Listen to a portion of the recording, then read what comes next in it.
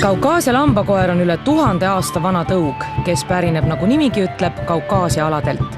Tegemist on ajalooliselt töökoeraga, kelle ülesandeks oli kaitsta ja valvata lambakarju nii kiskjate kui varaste eest. Just seetõttu on ta umbusklik ning tugeva kaitseinstinktiga.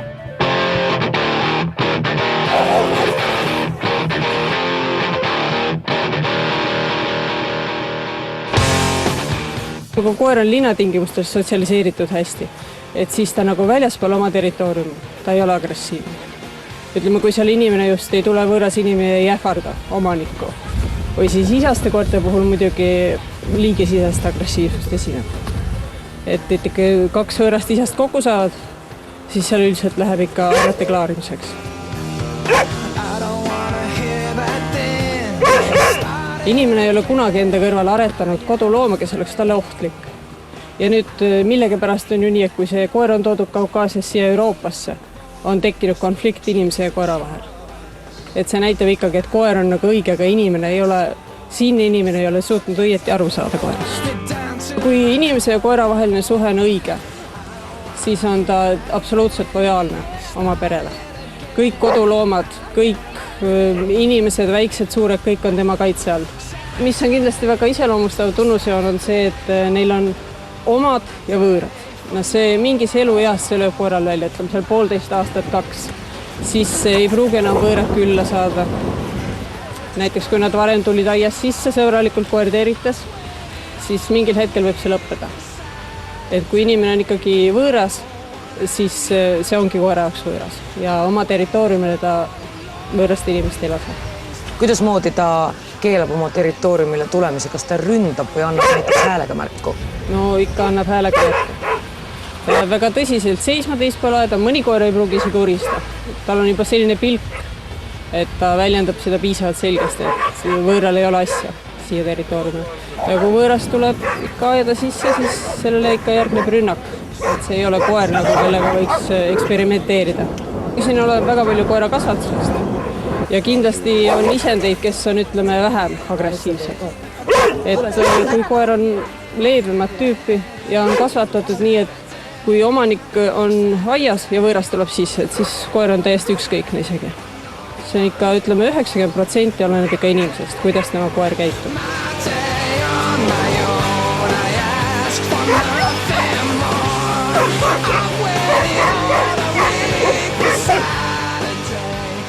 Kui üks inimene tuleb ostma Kaukaasia lambakoera, siis mis tavaliselt tema kutsika muretsemise soovi motiiviks on? Milleks ta koera tahab? No ikka valvekoeraks. Sest ega sellist koera ikka linnakorteris ei pea. Ja ikka põhimotiiv on ikka valvu ja siiltsiline. Mis temaga juhtuda võib, kui ta korteris elab? No, otseselt vast ei juhtu midagi, ma arvan, koeral on lihtsalt ebamugav. Nagu ise näete, tal on selline karvkate.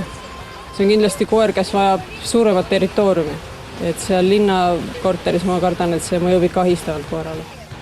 Mida see territoorium tähendab? Kas see peab olema selline piiratud mitukümmend hektarit või võib ta elada ka väikeses aiakeses?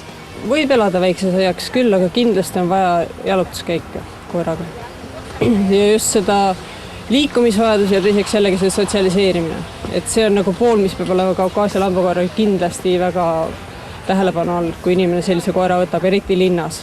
Maal on seal lihtsam, seal on inimesi vähem võõraid, vähem seal teisi koeri, aga linnas on täiesti hädavajalik.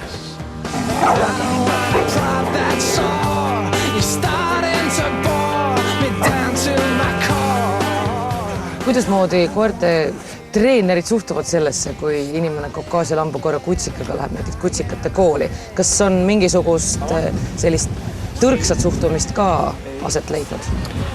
Ei, ma ei ütleks, et on tõrges suhtumine, kuigi jah, ütleme, mõned koolitajad väidavad, et see on rumal koer.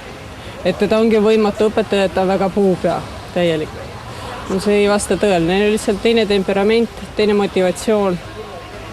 Ta ei ole aretatud nagu teenistuskoer, tema tähelepanu ei ole kogu aeg inimesel. Kui teenistuskoera kogu tähelepanu on inimesele, ootab käsklusi, valmis koostööks, siis Kaukaasia lambakoer on ikkagi iseseisva töökoer. Et ta otsustab ise, ta analüüsib ise olukorda. Ja seoses sellega on, ütleme, selline treeningplatsi treening. on nagu mõnes mõttes vaevalisem selle koeraga, aga see ei tähenda seda, et ta oleks rumal koer. Ta võtab väga kergesti õppust, aga tal ei ole nagu motivatsiooni näiteks joosta seal pulga järgi 10 korda järjest.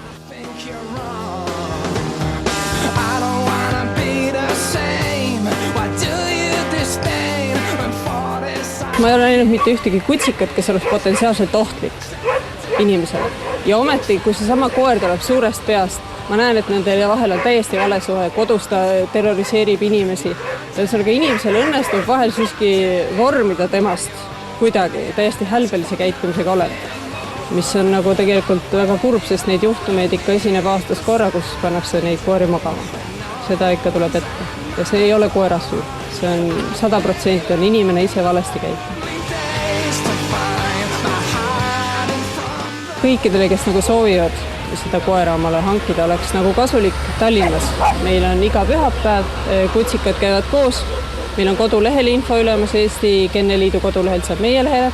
Inimesed, kes soovivad koera saada ja siis inimestel, kellel juba on kutsikad. Et väga soovitan siin käia iga pühapäev kell 11. Täiesti tasuta ja saavad siin koerad omavahel suhelda, inimesed saavad küsida.